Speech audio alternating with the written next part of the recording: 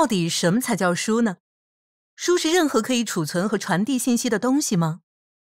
还是它必须与跟纸、装订、字体、墨水、拿在手中的重量和书页的气味有关？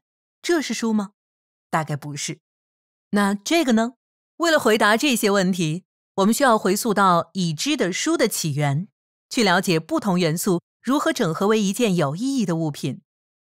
我们已知的最早期的书是抄本，一叠单边装订的纸页。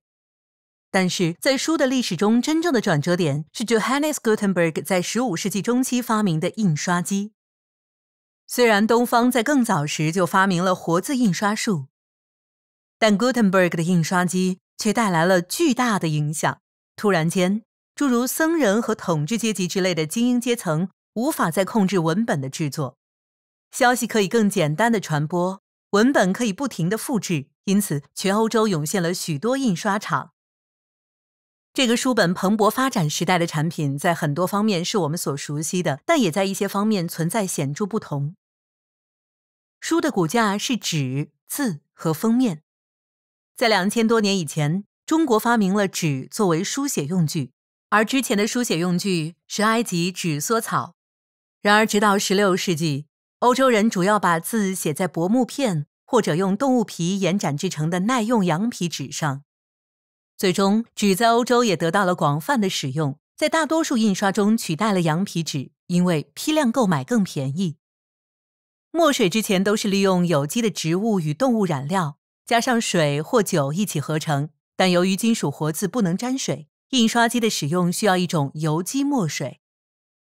印刷机用的黑色墨水是由灯烟灰、松节油和胡桃油混合制成。那字的大小和字体呢？最早的活字是在铅铝配料的一端铸造突出的反字。这些活字都是手工制成，价格昂贵，字样的设计因雕刻字模的工匠不同而异。在大规模制造和易用的文字处理系统产生之前，标准化实际上根本不可能。我们应该感谢 Nicholas Jason 发明了2种罗马字体，那之后产生了上千种其他字形，这其中包含了我们熟悉的 Times Roman。 这一切要怎么组合在一起呢？直到15世纪晚期，书的封面都是由木头或纸张粘贴在一起而成，这些最后被绳纤维做成的纸板代替。这在17世纪晚期本来是作为较高级的装订方式，而后来变成了一种经济的选择。虽然封面插图在大规模生产的今天是一种营销手段，但早期书的封面设计是定制的，连书籍都有一段历史。一开始他们被认为对美观并不重要，最早期的书籍都是直边而不是圆的。平直的书籍让书可以平稳地放在桌子上，以便阅读。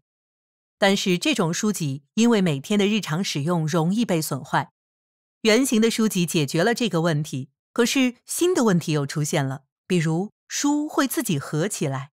但尤其对于忙碌的读者来说，灵活性还是更重要。